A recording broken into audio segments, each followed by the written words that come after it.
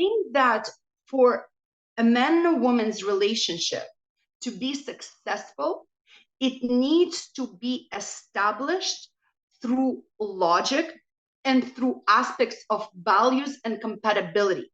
Because there are women that are very tomboyish. So if you would take a man with a strong masculine energy and you put him with a woman with a strong masculine energy, they're just gonna clash.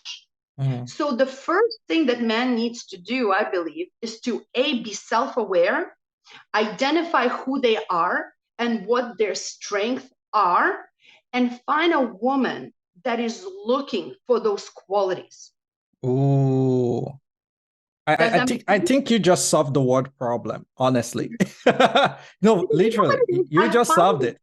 Lots of men are just so desperate, and women too sometimes, are so desperate to get into the relationship that they just don't care who they're getting into a relationship with.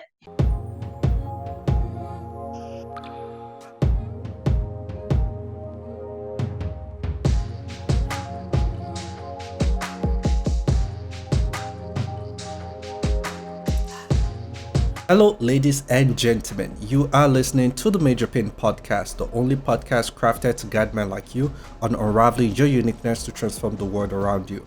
If you are a lady joining us, feel comfortable to listen as we hope women learn how to build better men through the golden nuggets we will be sharing and learning. Follow this podcast wherever you are listening. Kindly like and subscribe if you are watching this on YouTube. If you are having issues in your relationship, in this episode, Julia shared some powerful tips on increasing the flame in your relationship, and she also went further to explain how men can set themselves up for success. You sure don't want to miss this. Let's get into this. And even, I'm not sure if you read my post where I say, I love you, but I'm not in love with you. It was dedicated to my husband and I because we went through a rocky period in our life where we considered divorce. And I remember that when I approached him with that, he wasn't from the position, you're an asshole and I want to leave you. It was from the position of, you know what, I think we're different. Because again, my husband and I, we met when I just turned 19. By the time I was 20, we were married. So who I was at 20 and who I am now at 37 are like two different people. So I remember telling him that, listen, we've lived together for 18 years or 17 years, and I was one type of person, but I now changed. And I want to showcase myself. I want to be myself around you. But because it's very different from what you used to, I believe that it's going to create friction between us. And I told him that I don't want to get divorced when we're hating at each other. I want to get divorced where we still can be friends and be human to each other. So going back to, again, initial conversation, I remember telling him that I'm not doing it to hurt him.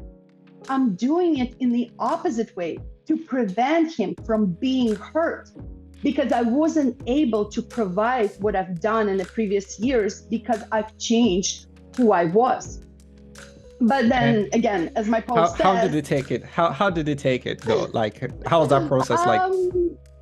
You know what it is? Well, he told me that there's no way he's going to let me walk away.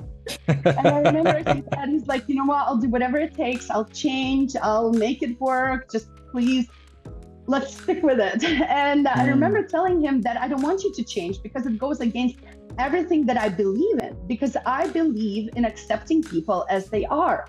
And I said, I accept the fact that we grew apart. I accept the fact that we have different wants, that we're no longer compatible, because I went into spirituality and self-development and he kind of stayed the way he was. And there was a huge gap in our communications in the sense that on the outside, it was picture perfect. We never argued. Our sex life is great. And again, if we were to get divorced back then, people would be so shocked because we were the couple that everybody looks up to. But the point was, I remember our anniversary right before this conversation. The conversation happened actually 2 months after our anniversary. Because on our anniversary, we were in this beautiful hotel downtown Toronto. You know, we had this beautiful suite with a bedroom and a living room and a beautiful views of Toronto. And there was, champagne and oysters and beautiful food and wonderful presents and flowers.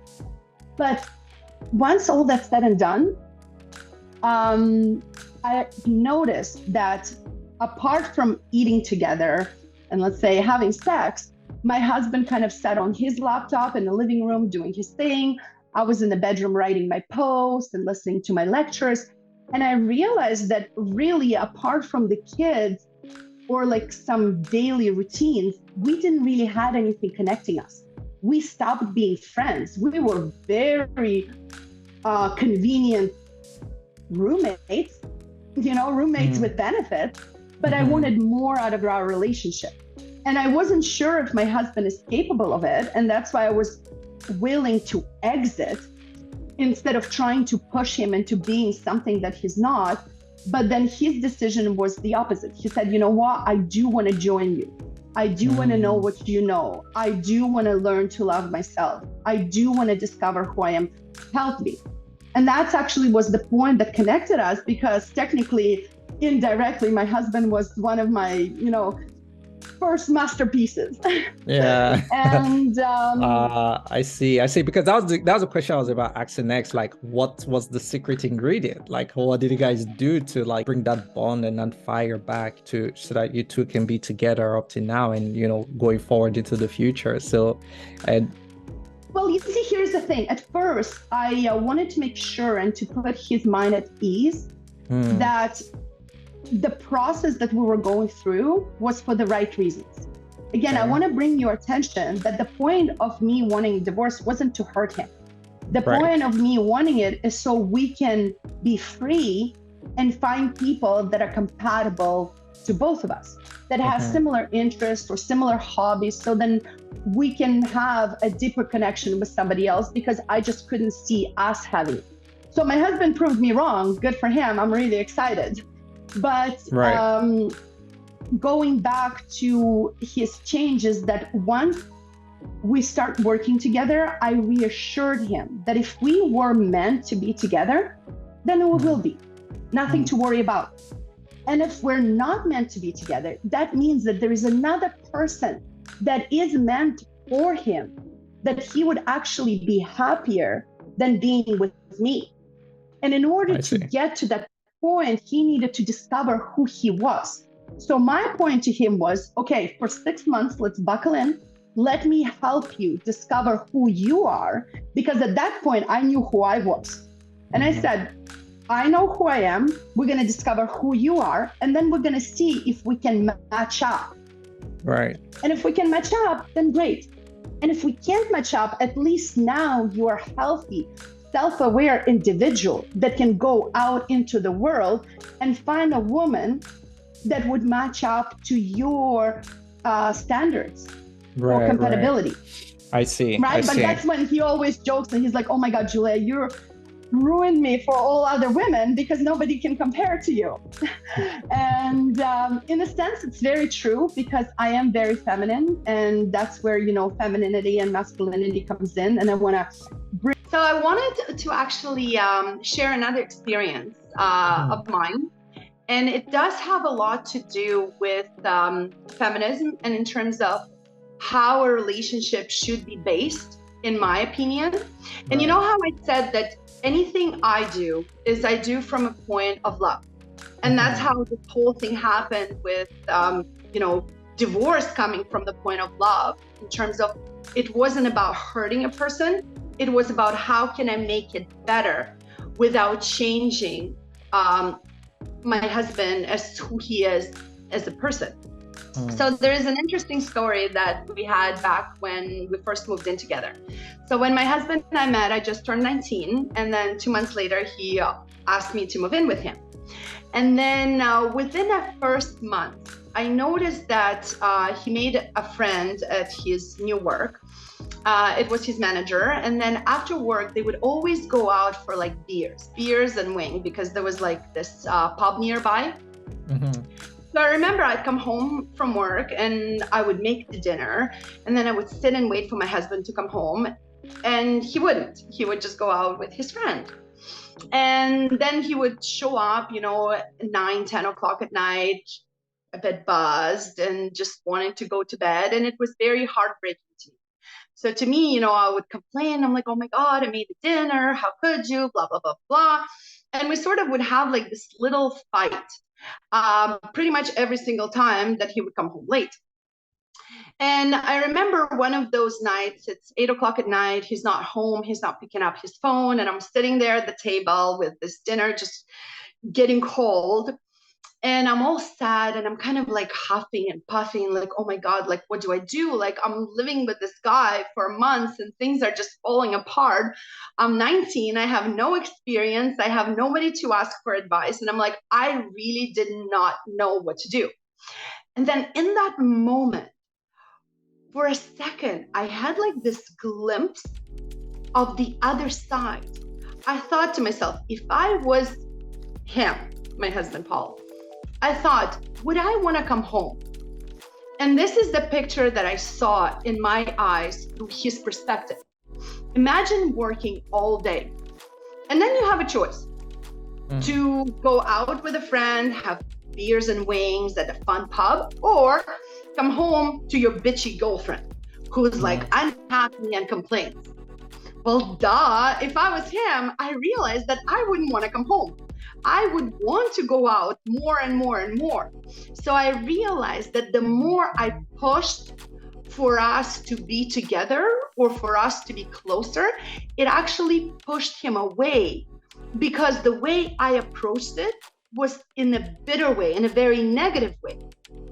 So then I decided to make a test. And I thought to myself, you know what? I'm going to be a girl of his dreams. When he comes home, and actually that's how the whole tradition of getting ready before he comes home started. Because I thought to myself, when he comes home, I'm going to look so hot and I will not say a word about anything. I will not complain about anything. I'm just going to greet him with a smile no matter what.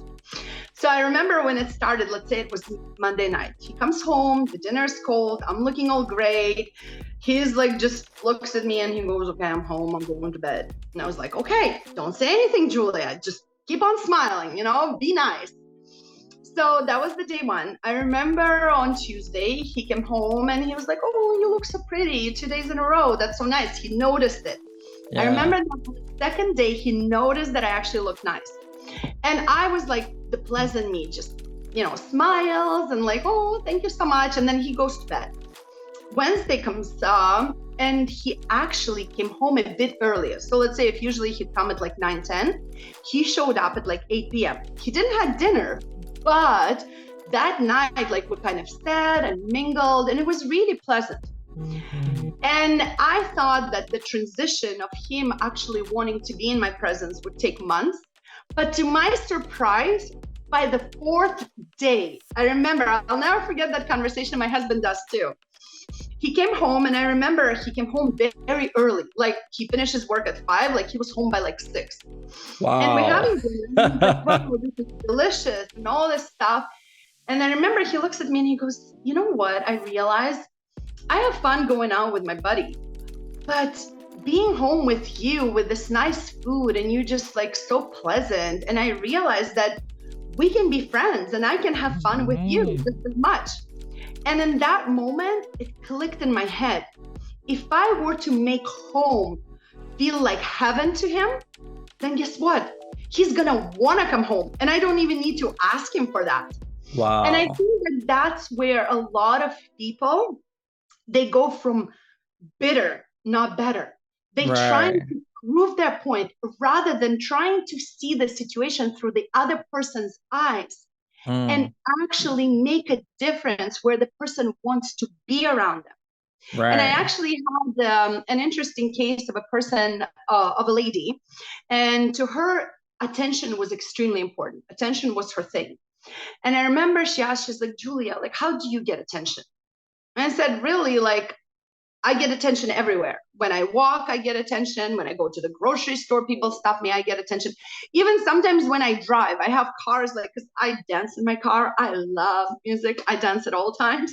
And there are times when I hear honking and I turn around and like somebody from the next car is like waving at me and being like, oh my God, you just made my day. And that's the point that most people, they want attention, they want to be seen, but they do it through the negative aspects. They do it by complaining, by fighting, by saying, you don't pay attention to me. Well, why would he want to pay attention to you? Are you the woman of his dreams? Are you the woman that he wants to give his all? And I think that's what happens now with Canada in terms of feminism and how it demasculates men, is because women feel so empowered, but in a really wrong way, where they don't really care to be pleasant and nice and fun and attractive to a masculine man. Because I believe that no solid masculine man that is self-aware in the right mind would want to be with, I don't know, crazy women that go off the hook on any occasion. You know what I mean? Yeah, makes sense for sure. And I think, wow, what you say makes a lot of sense. I mean, I'm a masculine man, and hence why I married my wife, because she really gave me that sense of home and comfort and peace. And I feel like many men are looking for peace, especially men who I can say are ready to lead. You understand? Men who are, I'm not talking about a man who hasn't worked on himself, who isn't a leader, who hasn't done his homework, but then he's just looking for a woman, because I mean, no lady would pay attention to that, right? And which makes me want to ask you this question. Are there specific things men are doing that is setting themselves up for failure, and what can they do to set themselves up for success? So I think the number one thing is to embrace the masculinity. And going back to women being submissive, for a woman to feel like she can take a back seat and be in a submissive role, she needs to trust the man she's with to fulfill the role of a provider. Because here's the thing, I think that for a man and a woman's relationship to be successful, it needs to be established through logic and through aspects of values and compatibility. Because there are women that are very tomboyish. So if you would take a man with a strong masculine energy and you put him with a woman with a strong masculine energy, they're just gonna clash. So the first thing that man needs to do, I believe, is to be self-aware, identify who they are and what their strengths are, and find a woman that is looking for those qualities. Ooh. I think you just solved the word problem, honestly. No, literally, you just solved it. Lots of men are just so desperate, and women too sometimes, are so desperate to get into the relationship that they just don't care who they're getting into a relationship with. They just want to jump into it. And then as it all unfolds, they go, oh my God, you're not who I thought you were.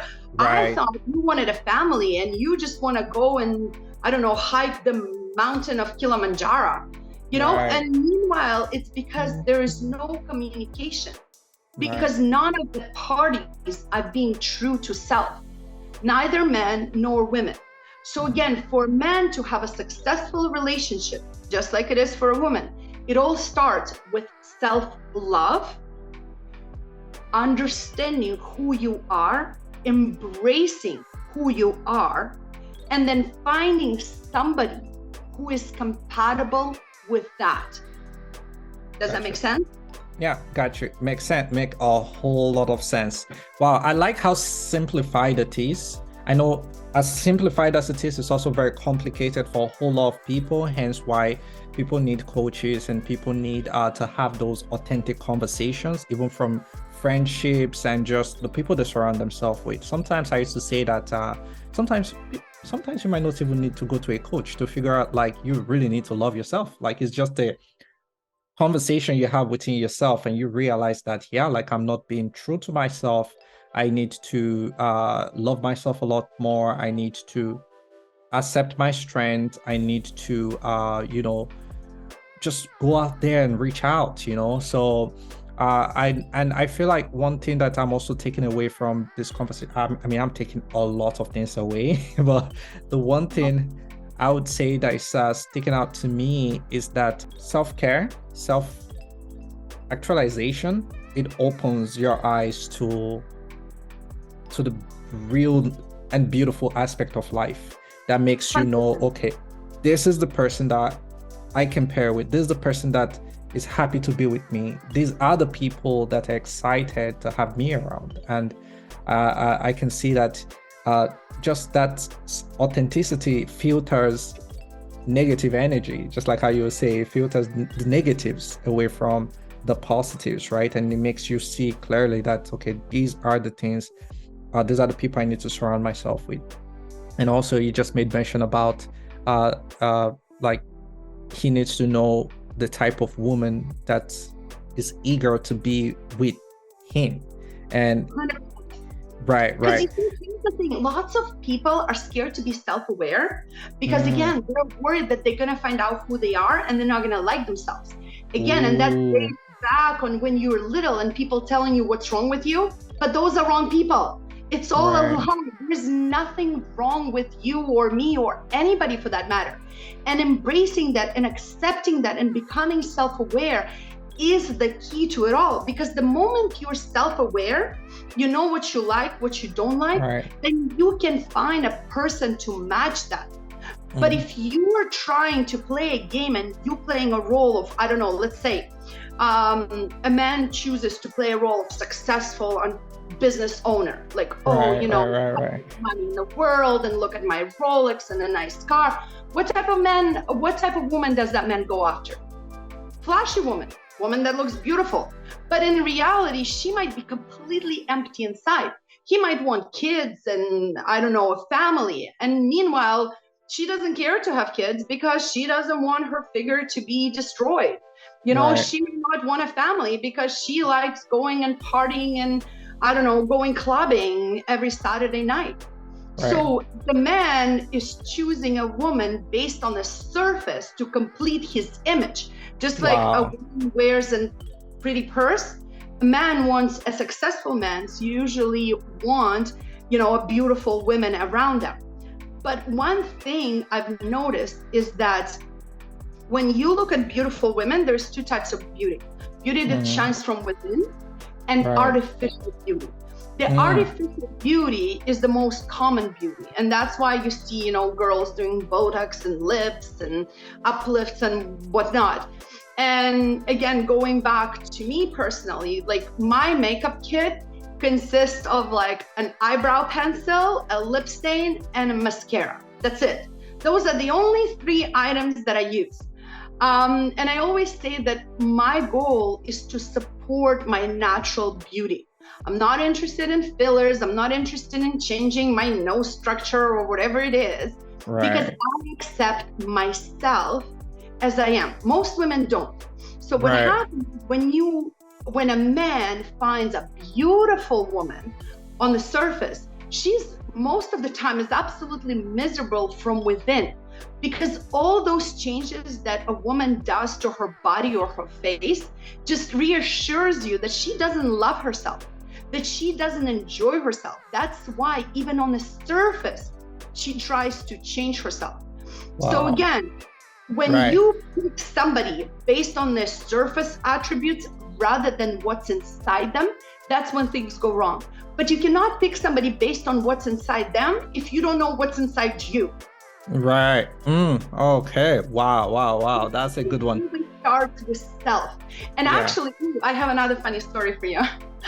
And I promise this will be the last one. But I had a client who had issues with his business. And I remember he goes, you know what, Julia, like I hired this guy and he just keeps making the mistakes. And I said, okay. I said, you understand that him making the mistakes is technically a you problem. And I remember he got offended and he's like, what do you mean? Like, how's it a me problem? I'm like, okay, it's easy. If you have an employee that makes mistake over and over again, there's two choices. And I'm not trying to be rude. So right now I'm just going to say it as it is. One is that you don't have proper processes in line for the employee to know how to do things step by step. Or the employee is literally just doesn't get the memo because they're not wired inside their brain that way. And obviously they're not the right fit for their job. But regardless of what it is, it's not an employee problem. It's a you problem. And the funny thing is, this whole thing with the you problem, it really works in every single scenario. Even if you are having constant fights, let's say you come home and every single time you come home, you're fighting with your wife, you're fighting with your wife. Guess what? It's not a her problem. It's a you problem because you keep coming back to the person that's not giving you what you want. Gotcha. Yeah. So I think it's very important for people to start taking responsibility for themselves and start being enough for themselves too. Because another thing is when you're looking for a partner to complete you, that means that to begin with, you're already accepting that you are not complete. Well, two broken people cannot make one healthy person. Exactly. You need to be with a healthy person to add to your life experience, not to be dependent on. Right. So it's more like two broken people cannot make one whole. You need two healthy people to make one whole. Yeah. Exactly. Because people should empower each other. Yeah. But when you have somebody struggling on their own, how are they supposed to empower you? Exactly. Wow. Yeah, that's really powerful. I feel like there's so much to take away from this conversation that I mean, I'm just looking at it from multiple lenses and angles that I feel like it's going to inspire lots of blog articles, lots of thoughts, conversations, ideas, lots of questions too, and lots of ideas from the audience and, people just thinking, because it's not everyone who has really experienced this aspect of enlightened relationship. But I'm happy to see that there's someone who is witnessing an enlightened relationship. That's what I call it, enlightened relationship. I'm happy to see that there's someone witnessing that and able to share from that perspective how powerful self-love is, how important it is, and how peaceful it can be, and also just the beauty of taking accountability and realizing that we have the power to set our life straight regardless of whatever the issue that we have been through, because it's our life, it's not anyone's life. So we are the author of our life, we are the pioneers of our life, we are the champions of our life, that the more we look within, the more we are able to build those strengths that allows us to be powerful to handle the issues that are out there. All right, Julia, where can people find you? The best way is LinkedIn and Instagram. Those are the two platforms where I reply regularly, and I always reply. That's one thing to keep in mind, but yeah. Awesome. Okay, awesome.